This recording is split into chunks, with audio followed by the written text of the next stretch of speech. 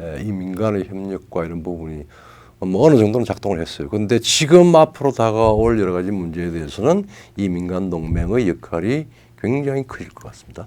예. 굉장히 클 것 같습니다. 자, 원래 우리가 너무 정부나 군사 차원의 동맹이나 네. 경제 차원의 동맹에 이렇게 함몰돼 있었죠. 이게 한미 동맹이 민간 차원의 동맹이다라는 생각을 해본 적이 별로 없는데 이제 프로테스탄티즘 하시는 분들은 좀 그런 경험들이 있지만 그런 생각들을 안 해왔었는데 원래 한미 동맹은 처음부터 민간 동맹이었어요. 그러니까 조선날에. 그렇죠. 만민공동회 우리가 정말 이제는 개화 문명을 받아들여야 되겠다라고 하는 그게 소위 독립협회 뭐 이런 그다음에 3.1운동 다 민간 동맹이라고 했죠. 그 미국의 민간과 한미 민간의 동맹이 사실은 결성이 되었고 지속해 온 겁니다. 그래서 민간 차원의 이 문명에 대한 연대, 그 다음에 현대 문명의 핵심 가치에 대한 부분을 다시 재공고하고 재활시키고 부활시키는 그런 동맹이죠. 예, 이제 이렇게 해서 굉장히 어떤 그 변화가 이제 숨가쁜데 이 숨가쁜 소용돌이의 의미를 한마디로 딱 정리하면 뭐예요? 1991년 체제 붕괴, 최종적인 붕괴 과정에 있습니다. 그러면 1991 체제라는 단어가 그런 용어가 학문세계에 있어요? 아니면 우리가 만든 거예요? 뭐 우리가 만든 셈이죠. 우리가 만든 셈이에요. 학계는 이걸 제대로 체계적으로 네이밍을 안 해놨어 아직. 이 국제 질서 혹은 그러니까 인터내셔널 오더라고 그래요. 국제 질서는 상당히 사실은 이 국면 변환이 있습니다. 있는데 대개는 우리는 그냥 편연사적으로만 쭉 보거든요. 근데 이건 이제 네이밍은 저희가 1991 체제. 그러니까 1991 오더라고 표현을 했는데 사실은 이것을 언급을 하기 시작한 건 트럼프 진영이에요. 그렇죠. 트럼프나 폼페오의 연설에 보면 2016년, 2017년 이럴 때 한 연설들을 보면 지난 25년 동안 지난 미국은 25년 동안 이거를 잘못해왔다. 지난 25년 동안 미국은 이러이러하게 해왔다. 뭐 이런 표현이 있어요. 그럼 25년을 가만히 따져보면 이게 1990이나 1991에 시작한 거야. 그렇죠. 1990, 1991에 시작한 거예요. 그래서 우리가 1991이라는 해를 딱 잡고 그 해가 남북 UN 동시가입의 해입니다. 맞습니다. 그래서 그거를 그로부터 25년을 이어진 그 시스템이죠. 트럼프 당선까지의 그 시기를 1991 체제라고 저희가 네이밍을 한 거예요. 실제로는 아이디어 자체는 이미 미국의 현실 정치 속에서 규정되고 증명된 아이디어예요. 그때 뭐 사실 제 스승 노재봉 총리 같은 경우에 이제 1991 체제를 구축하는데 상당히 역할을 그 시스템을 짠 그 내막을 잘 알고 있어가지고 한국과 미국이 사실은 1991 체제를 거의 동시에 축조를 했어요. 그래서 이제 그 얘기 좀 보기 전에 그 무렵이 어떤 무렵이냐면 이제 동구 소련이 해체되고 아버지 부시에 의해서 미중 밀월이 본격화된 시점이에요. 그럼 이게 어떤 의미를 가지냐? 이 글로벌 다이아몬드 수저들 입장에서는 원래 글로벌 다이아몬드 수저들, 그러니까 초거대 다국적 기업이나 그 초거대 금융자본들은 이 서방이나 미국의 주권국가 체제에 대해서 좀 버거워하고 부담스러워해요. 서방이나 미국의 주권국가 체제가 약화되면 지들이 쪼물락거리는 세계가 되거든. 걔들 사고방식에선. 근데 그 전까지는 서방이나 미국의 주권국가 체제를 약화시키겠다라는 것은 언감생심이에요. 할 수 없어. 왜 냉전이니까 상대방 지금 공산당이랑 싸우고 있으니까 이 공산당이랑 싸우고 있는 자유 서방 세계의 주권국가를 약화시킨다는 건 공산화되겠다는 소리니까 이 생각을 못했다고. 그러니까 뭐 이제 외교정책 대외 전략적으로 이야기를 하면은 냉전 시기의 미국의 대외 전략은 미국이 아무리 경제적인 이 지분 혹은 영향이 크다 하더라도 기본적으로 국방부와 국무부가 그 전면의 핵심 역할을 맡아왔어요. 근데 이게 이제 소련이 이제 해체가 되고 지금 미룰이 되면서 이게 이제 글로벌리스트들 저기 빅마니들하고 또 헤지펀드라든지 이런 식으로 해서 말하자면은 대외 정책의 그 말하면 주요 부분이 섞이기 시작을 해서 그 와중에 글로벌리스트들이 글로벌리스트들의 핵심 진영이 저기 국무부인데. 근데 빅마니들이 오염이 별로 덜했단 말이에요. 네, 네. 많이 오염됐다고. 국무부가 글로벌리스트가. 그러니까 이 이제 90년, 91년부터 그 오염이 이제 많이 하기 시작을 했고 지금은 뭐 아예 글로벌리스트들이 미국 대외 정책을 좌지우지하고 있죠. 24반세기 동안. 글쎄요, 저는 좀 다르게 생각했어요. 네, 좀 다르게 보는데. 그러니까 원래 이 성향이 있었던 거예요. 없었던 건 아니에요. 아니 있는데 상대방이 무시무시한 소련 공산 체제니까 억제돼 있었던 거예요. 그러니까 저 이야기는 그 이야기예요. 억제됐던 글이 네. 퍼져 나온 거죠. 아니 원래부터 미 국무부는 색깔이 이상했어. 아 원래부터 이상했죠. 그 미 국무부 완전히 그 전부터 좌파 소굴이죠. 뭐 그거는 있고 이상한 자들이 모임이죠. 내가 지금 그다음에 미 국방부는 그 전부터 네오콘 성향이고. 우리 IMF 같은 것들 내가 이야기를 들으면서 이야기가 복잡해지니까 일단 그런 어쨌든 냉전 시기에는 이 글로벌리스트들의 성향이 상당히 이렇게 억제되어 있었다. 예, 그러니까 저는 이걸 반주권 국가 성향이라고 보는데 그래서 그렇죠. 이름을 붙이다 보니까 기막힌 이름이 나와. S야 S, ASS.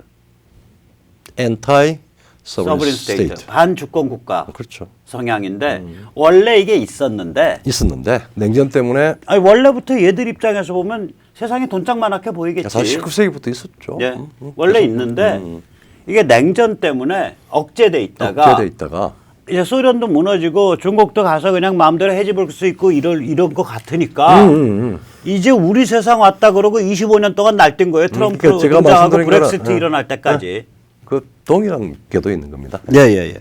그러니까 지금 우리는 이 반주권 국가냐 혹은 가치지향 주권 국가냐 S냐 보스냐 그 선택 갈림길에 있는 거죠. 이게 이제 트럼프의 이제 등장이라고 하는 거는 S는 더 이상 용납할 수가 없다. 네. 못하겠다. 그 소리죠. 미국의 그 미국이 죽는 길이다. 라는 거죠. 그게 브렉시트가 그런 거고. 그러면 이제 한국은 이 S 체제가 들어왔을 때 글로벌리스트들의 S 체제가 들어온 게 이제 1991, 1990인데 1990에 이들의 이들의 그 지도 아래 한소 수교가 맺어지고 그렇죠. 1991에 이들의 지도 아래 남북한 동시 유엔 가입이 일어나요. 어쨌든 우리 내부에 그때 노태우 정부 때 뭐 북방 외교다 뭐 이렇게 해서 상당히 우리 내부의 전략적인 또 구도도 팀들도 좋았고 그렇게 해서 일단 그거는 말하자면은 외교 전방위화를 하면서 한소 수교가 이제 1990년대에 일어나고 91년도에 아주 중요한 사건이 하나 있고 이 부분에 대해서 상당히 오해도 하고 뭐 하는데 남북한 유엔 동시가입입니다. 동시 유엔 가입. 인데 이게 사실은 미국과 중국의 그때 미중 협조 체제 시기였으니까 사실 물밑 합의를 바탕으로 해서 진행됐던 겁니다. 예, 그래서 이 남북한 유엔 동시가입이 있었을 때 북한이 거기에다가 자기들 아젠다를 또 끼워서 팔라고 들었잖아. 이걸 막아보려고 사실은 이제 막 주장을 했어요. 그 자기들 아젠다 두 개가 아주 제가 보기엔 막아보려고 주장한 게 아니라.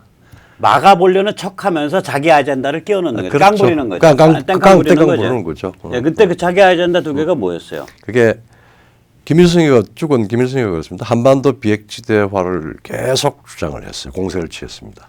한반도 비핵지대화라는 건 이거는 한반도 비핵화랑 뭐가 달라요? 한반도 비핵화는 이제 남쪽에 있는 그 당시에 한국에 배치됐던 미국의 전술 핵무기를 빼줬으면 좋겠다. 그러면 우리도 협조하겠다 이런 식으로 됐던 거예요. 우리도 비핵화하겠다. 참고로요. 1990년대까지 91, 2년까지의 그 전술 핵이라는 건 지상 발사들이에요. 그렇죠. 자주포 같은 데서도 쏘고 뭐 미사일로도 쏘고 지상 발사 미사일. 그거는 이 북한이 땡깡을 부려서 사실 빼준 건 아니고 미국의 그 소련과 맺은 INF 그러니까 중거리 핵미사일 폐기 뉴클리어 미사일 폐기죠. 그 뉴클리어 포스 주치먼트. 그래서 그것에 의해서 빼준 거예요. 근데 그게 그러니까 이제 한반도 비핵화는 그거는 기본이고 미국의 지상 발사 전술핵 빼주는 거고 그게 기본이고 근데 한반도 그거는 비핵지대화는 탈원전이고 한반도에서 그러면 어떤 문재인이가 핵시설도 지금 없어야 된다. 한반도 비핵지대화를 열심히 수행하고 있는 거네. 제가 다른 뭐 이야기나 우리 연내가 한두 번 이야기를 했는데 사실은 이거는 오래된 30년 전에 북한의 음모였지. 북한의 아젠다예요. 김일성 지령이죠. 예. 30년 전에 내려진 북한의 지령을 30년 후에 실행하고 계시는 대한민국의 대통령 각하 문재인님의 만수무강을 기원합니다.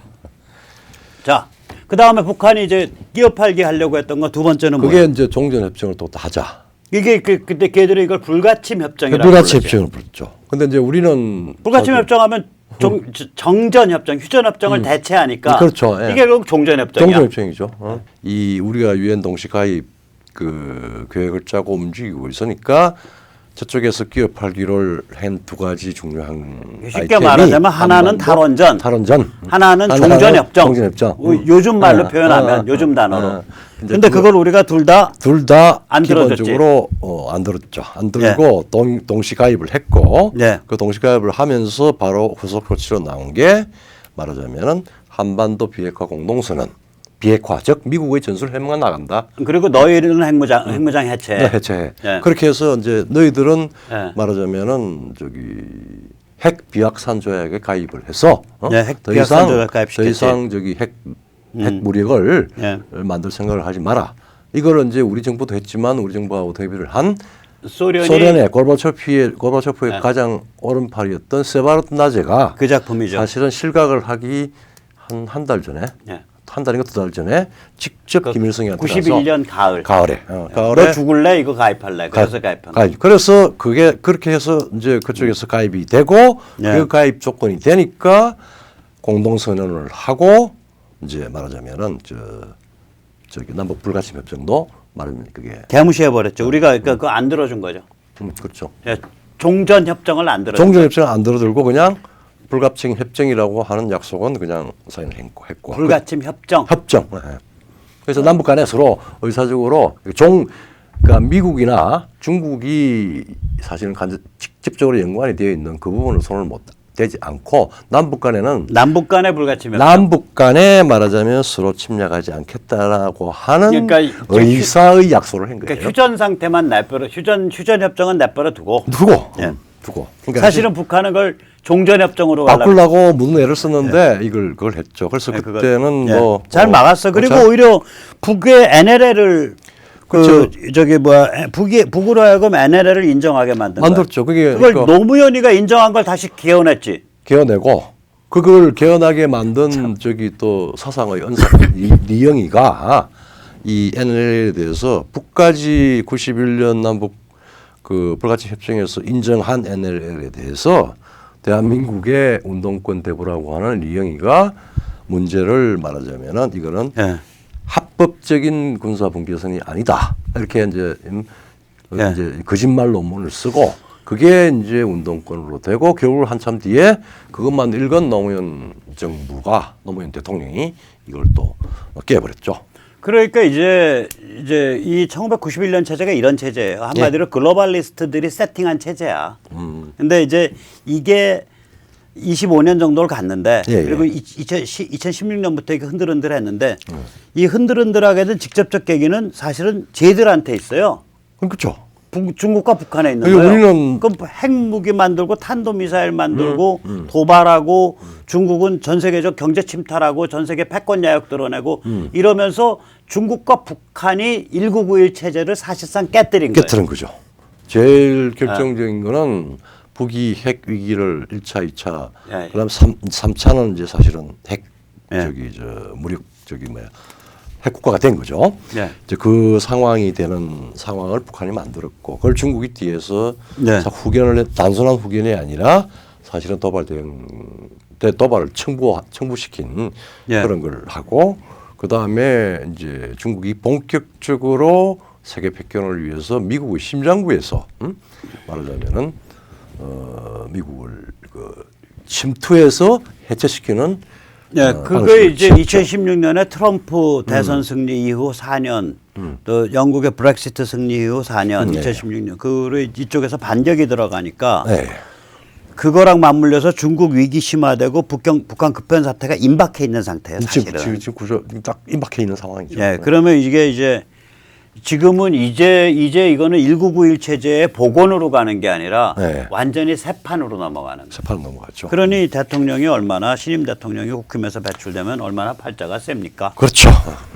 자, 그러면 이제 우리가 이제 이런 부분을 그냥 벙어리 냉가슴 앓듯이 그냥 보고만 있을 수는 없는 거 아니에요. 네네. 겁 없이 이제 우리 지식인과 시민들은 이 다가올 눈에 보이는 이 판의 이동에 대해서 정확히 진단하고 중요한 맹제들은 이제 겁 없이 이야기를 해야 됩니다. 예, 이게 겁 없이 떠들어야 될 네 가지 메시지를 간단하게 정리를 해주시고 오늘 이제 그럽시다. 첫 번째 메시지. 미중 전쟁 격화된다. 미중 전쟁 격화된다. 격화되고. 그리고 MTR 이긴다. 그리고 MTR 이긴다. 그 다음에 두 번째 메시지.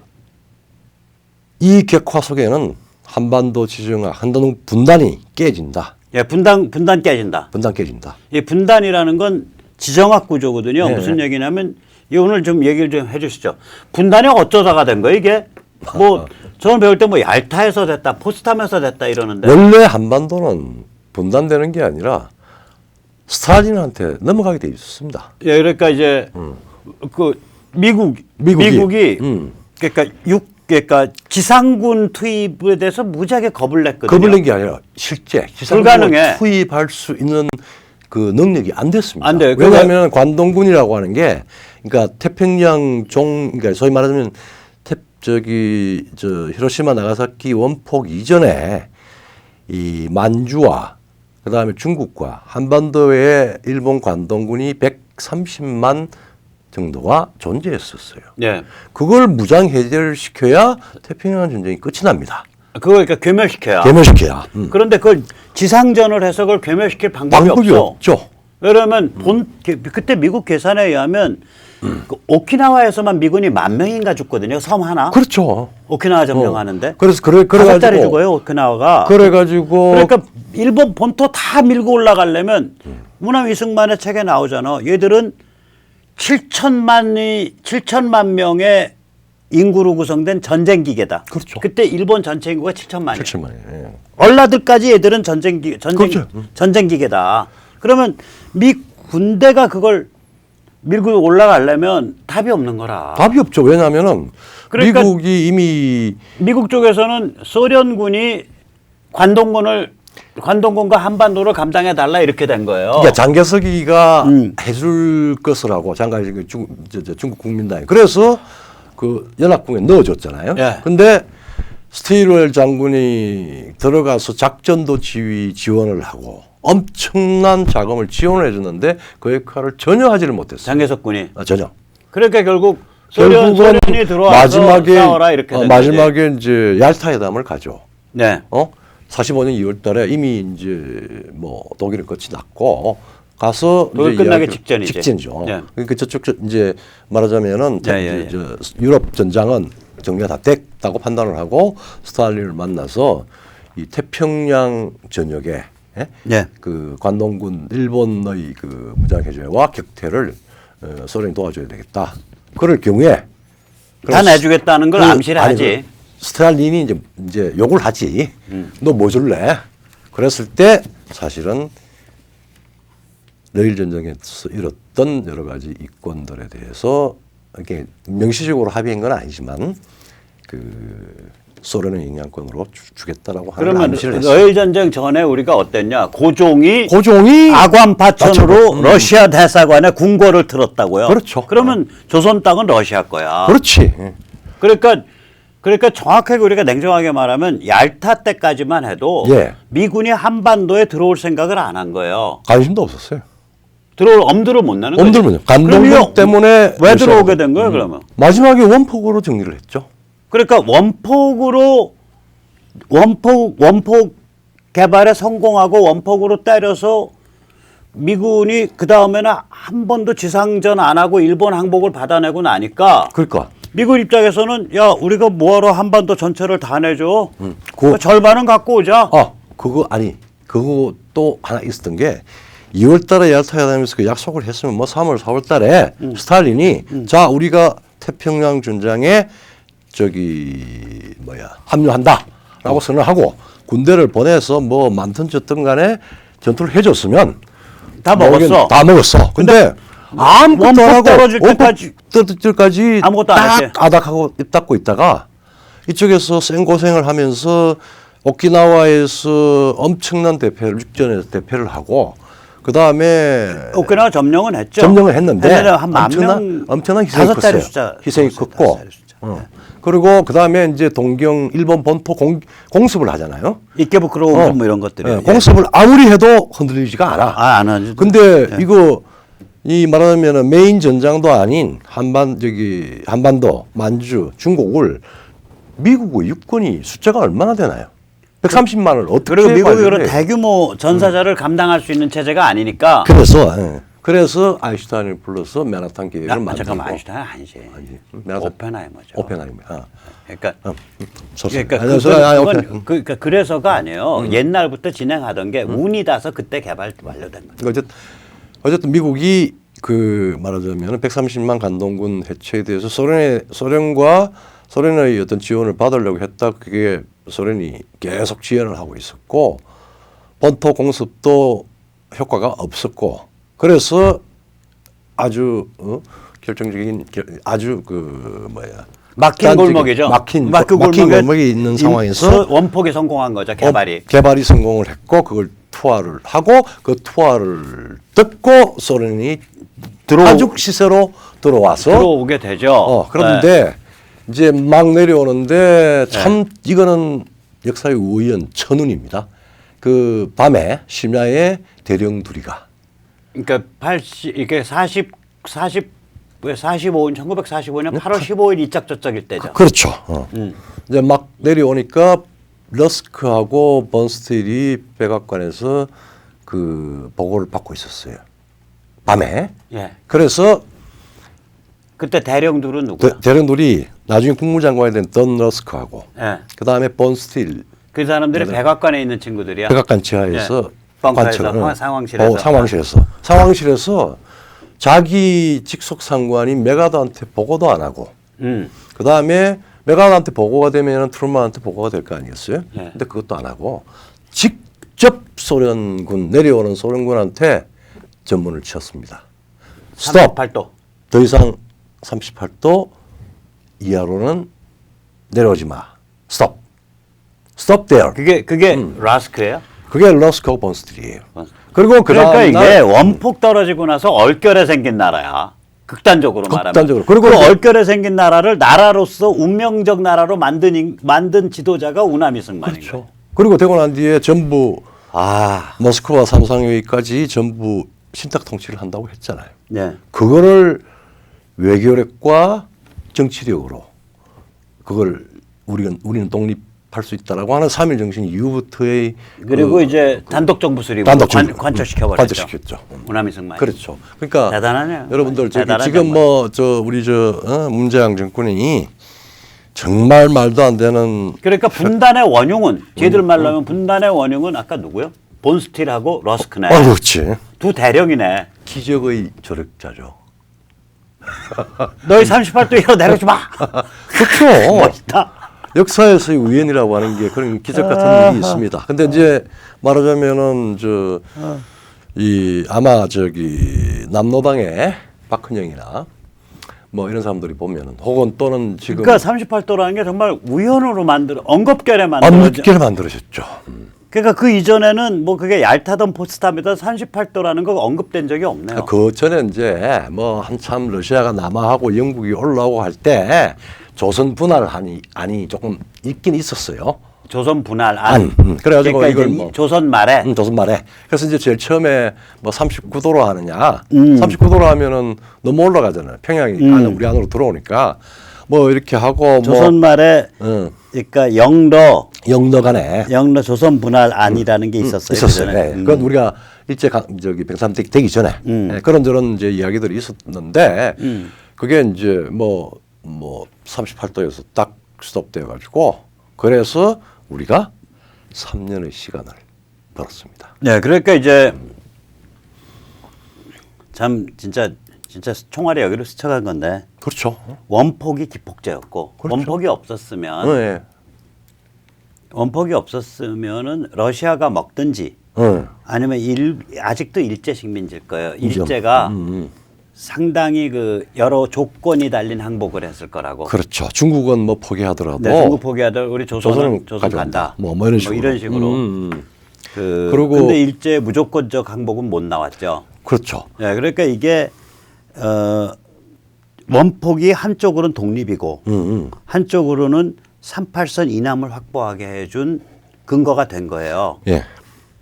그 전에는 38선이 뭐고 나발이고 간에 아무튼 이 아시아 대륙 쪽에 붙은 데는 다 러시아가 정리해 이렇게 루스벨트는 그렇게 밀어버렸던 거죠. 그렇죠. 그러니까 엄두가 안 나니까. 이 국제 정치라고 하는 게 이렇게 엄혹합니다. 엄혹하죠. 그 그런데 엄혹하니까 근데 그 이거는 엄격결에 38선이 이 러스크와 본스트리에서 정해졌고 예. 그 엄격결에 생긴 그 찬스를 우리 선배 세대가 우남 이승만의 지도 아래 뚫고서 예. 국가를 만든 거예요. 그걸 마키아벨리식으로 얘기하면은 역사에서 대단한 포르투나는 어느 순간에 옵니다. 아까 근데 포춘. 네, 행운은. 근데 그것을 포착해서 만드는 거는 비르투예요. 포춘과 비르투. 리더의 특성, 믿음, 원칙 이거예요. 리더의 원칙. 그러니까 우리가 지금 갖고 있는 이런 우연에 의해서 대한민국이 지금 괴멸되느냐 마느냐라고 하는 이 이상한 그 탄핵 때문에 생긴 이 부분을 잘 뒤집어야죠. 잘 뒤집어서. 예. 그래서 이제 아까 두 번째 다시 돌아가자고요. 예. 처음에 우리가 떠들어야 될 메시지 미중 전쟁은 격화된다. 예. 두 번째 메시지 한반도 분단 구조 무너진다. 예. 북한 붕괴 필연이다. 예. 세 번째 메시지 UNC는 4단계 임무를 가지고 있다. 그렇죠. 자, 진입, 그다음에 수습, 그다음에 임시행정기구 구축, 그다음에 자유조선으로 넘겨주는 것. 이 그렇죠. 가지. 예. 그거가 UNC가 할 일이다. 네. 얼마나 소중한 기구냐. 예. 이걸 우리가 떠들어줘야 돼요. 그렇죠. 그다음 네 번째 메시지. 그리고 대한민국과 자유조선은 자유코리아 연합을 만들게 된다. 그렇죠. 자유조선이 만들어지면 필연적으로 자유코리아 연합입니다. 이 네 가지 메시지를 떠드는 지식인 집단, 또 담론가 집단, 그리고 각성된 이 자유민초의 집단, 그 단체를 지금 단체가 논의되고 있는 단체가 한반도 위원회입니다. 코리아 컨소. 예. 이름 멋있죠. 만들어보죠. 한반도 위원회. 네, 열심히 해보죠. 여러 사람들이 다 좋대요. 예. 지금 뭐 한 수십 명 이상 되는 분들하고 얘기하고 있는데 여러분들이 다 좋다 그럽니다. 자, 열심히 해보시죠. 예, 고맙습니다. 오늘 여기까지 모시겠습니다. 감사합니다.